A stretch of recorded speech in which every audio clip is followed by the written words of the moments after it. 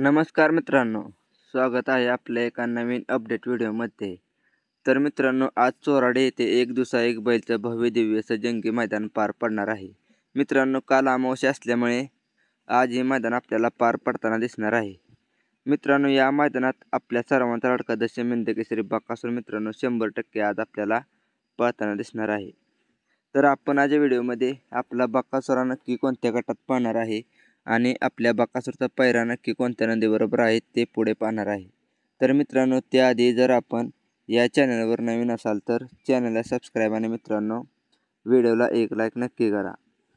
तर मित्रांनो, आपल्या सर्वांचा लाडका दशम हिंद केसरी बकासूरचे मित्रांनो पेडगावच्या दोन्ही मैदानात सेमीला हार झालेली। तर मित्रांनो, आता आपला बकासूर कमबॅक करण्यासाठी या चोराडे मैदानात मित्रांनो आपल्याला आज पळताना दिसणार आहे आणि नक्कीच मित्रांनो आपला बकासूर आज 100% कमबॅक करेल। तर मित्रांनो, आपण सगळ्यात पहिल्यांदा आपल्या बकासूरचा पैरा या चोराडे मैदानात कोणत्या नंदीबरोबर असणार आहे ते पाहूया।